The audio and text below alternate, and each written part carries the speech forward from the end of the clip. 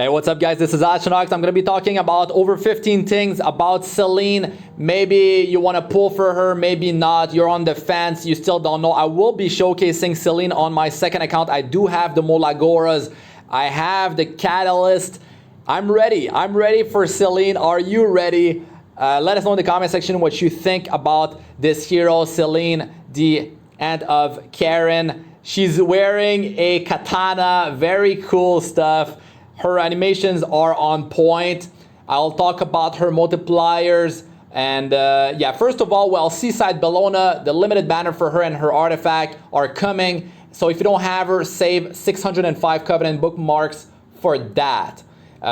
If you're still not sure about her, like I said, I'm gonna be showcasing her in PvP and in PvE. So stay tuned for that. And she's getting released tomorrow, so I can't wait to try her out and show that to you guys. So Celine, man, Celine is definitely gonna be an insane hero. Is she gonna be shaking up the meta though? So I'm gonna be going over the patch notes, which is basically Celine and the side story for her. So real quick here, this hero is an Earth Thief with a Scorpio star sign, same stats as Baiken. So health percentage for the other allies and attack percentage for her self-memory imprint. Celine, her skill number 1 actually deals 20% more damage when she lands a critical hit. So the multiplier on this is 187%. And after 20% more damage, that's 224% of her attack. The multiplier is very good considering her base attack at 1228. Like I said, same stats as Baiken. Very solid stats. 30% more damage from the skill ups on skill number 1. And she has 23% critical hit chance after awakening, 113 base speed, 6,266 health, and 473 defense. This hero, this skill is insane, but her skill number 3 is also very, very crazy. So this thing attacks a random enemy with blink. When an enemy uses a non-attack skill, can be activated once every 2 turns. What does that mean? Any skill that doesn't deal any damage basically triggers this thing if it's available, if it wasn't triggered already, if it's not on cooldown. So blink cuts the enemy in the blink of an eye. When the enemy is not an elite or boss monster, damage sharing effects are ignored. That is a very beast right there. Think about it. Aureus, Seaside Bellona, Ethan, Troublemaker Crozet, all this stuff will be ignored. The damage sharing portion will be ignored. So this skill number 2 has a multiplier of 262%, which is actually very high considering how it actually works. 30% more damage from the skill ups. And yeah, skill number 3, I'll talk more about this in a second. I still didn't talk about the 15 things I need to talk about her. Well, some of them I already talked about, but cooldown on this is 3 turns. Considering what it actually does is insane to me. This feels like power creep, like hardcore. This thing dispels all debuffs from the caster and repeatedly slashes at the enemy before triggering an explosion, aka massive damage. Increases evasion of the caster for 2 turns. Evasion buff, 50% evasion chance. Evasion increased by 50% for 2 turns. The thing has a 3-turn cooldown. Recovers health proportional to the damage dealt. That is so much stuff going on in this thing, and you even have a soul burn for only 10 souls that increases the damage dealt. My god, 30% damage increase from skill ups.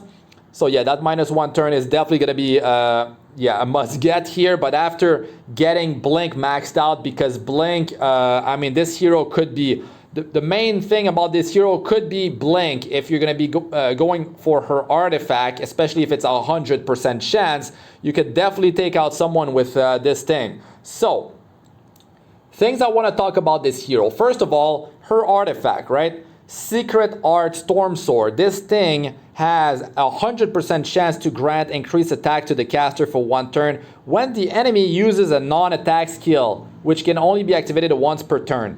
This thing needs to be maxed if you're going to be relying on Blink to one-shot a random enemy on their team, unless they are very tanky. So at plus 15 enhanced, this is only going to be a 75% chance, and it's not going to be truly viable.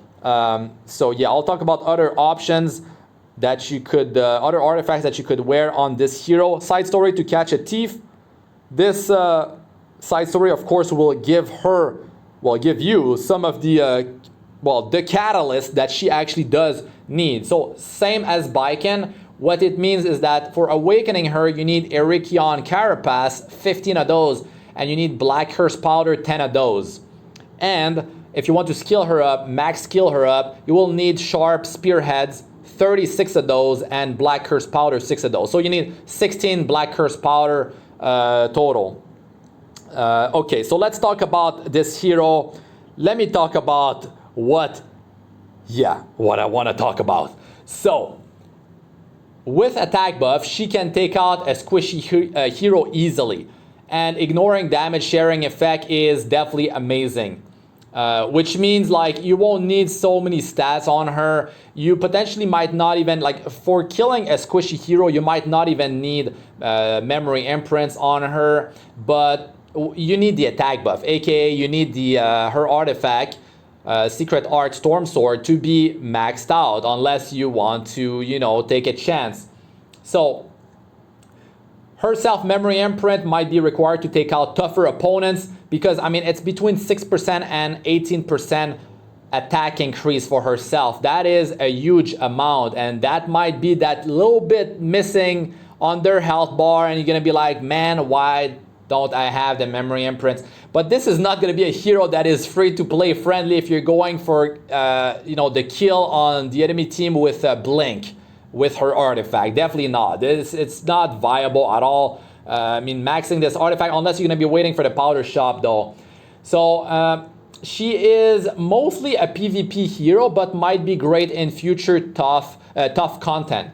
No debuff in her kit. So this could be a blessing or a curse, because like if she had a debuff, let's say, defense break would be too good. Decreased hit chance would be not bad like Heron. Attack break like Vala definitely would be sweet, but we kind of have heroes doing that already. And for PvE, you can do it just fine with, mostly, free heroes, connection heroes, 3-star heroes. Of course, 4 and 5-star heroes make it simpler. The thing is, this hero is, she has great raid labyrinth morale synergy with other heroes, guys. There is many 40 plus morale team compositions that are possible with her. So very cool that Celine can be used in a raid, bring her in normal and hell raid. That's cool. That's definitely cool. So she is great at helping you deal with speed teams.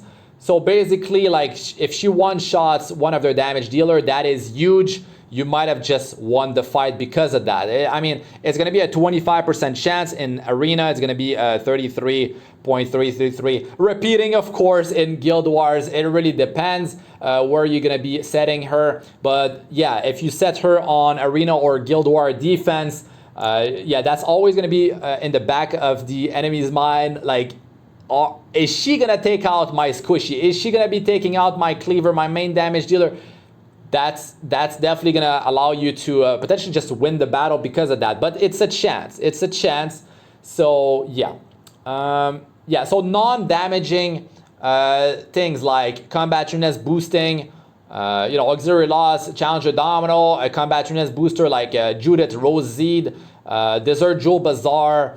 If they have, just an attack buffer, no damage is dealt, like a healing skill, something like that, it's just going to trigger it. And it's definitely very dangerous because the multipliers are great and her base attack is great, especially with self-memory imprint. She will be a big threat in arena and Guild War defenses, like I said. Maxing her skill number 2 to boost blink damage is definitely a must, unless you're going to be going with a speed build that I'll talk about in a minute. But yes, I would say that it's definitely a must to max this thing. You'll see the damage when I showcase her. So a fun hero to use, but not so fun to fight against. Definitely. If she blinks and one-shot your cleaver, Yeah, it could be over, but RB says hi. Yes, RB says hi. You kill him, he comes back, blows up your whole team. Oops. Yeah. Skill number 3 is completely insane. 3-turn cooldown, dispels all debuffs, big damage, evasion buff for 2 turns, 50% evasion, recovers health, damage increase from soul burning, 10 souls only. What? Are you kidding? This is crazy. Skill number 3, the multiplier on this is 336%, and soul burn brings it up to 430% of your attack. Crazy. 30% damage increase from skill ups, and it heals 30% of the damage dealt. Yes, that is so much. Like, so many things are going on with this skill. I can't believe this. So the evasion meta is upon us. Are you ready for it? There is ML Violet coming up as well. I mean, put Assassin Cartuja in there, Moonlight Dreamblade, Violet's Talisman. Oh my god, this is gonna be crazy. Slow and heavy hitting build would be the one I would go against, cleaver speed teams. But you could also run her on a high speed build with Moonlight Dreamblade or Violet Talisman. It can work great since she has great stats and multipliers. And man, that skill number 3, as long as you get this thing going, that's definitely going to up her effective health. Her survival is going to go through the roof after you use skill number 3. So Bazaar can counter her artifact, the attack buff of it, and potentially even stun her with Abyssal Crown. So that's definitely very dangerous. I mean, any mage with Abyssal Crown can pull this off, but Bazaar is especially dangerous because he's stripped and he's got the soul burn that ignores effect resistance. Crimson Armament and LENA can easily counter her though, if you don't bring a buff remover like Bazaar, Alencia, Isaria, for example.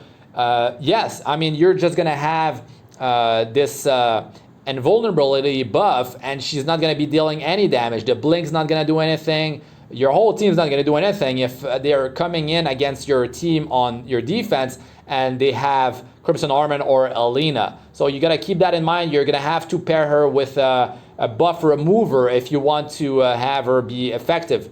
So she can randomly one-shot a Spectre Tenebria and a Stealthed Hero, and that is already pretty sweet right there. I mean, just think about how powerful that actually is, because this blink says that it's attacks a random enemy. So I mean, if they are on the battlefield, they can be targeted by blink. Very, very dangerous. So let us know what you think about this hero in the comment section. Are you going to be pulling for her? Well, I am on my account number 2. Can't wait to see, like, will I be able to get the artifact? Will I pull the artifact after? I'm thinking about going 1,200 Covenant Bookmarks deep on that account, just because, yeah, I don't know. Maybe I don't pull any artifact. Maybe I pull 6 of them. I don't even know. Like, it's all chance. I would like to get multiple copies of her. It's just because I saved a bunch of Covenant Bookmarks on that account, and I still have Molagoras, the only account that I still have Molagoras. Account 1 is for Molagoras are for Spectre Tenebria. Account 2 are for for her, Celine, and account number 3 that is reserved for my Arbor Vildred.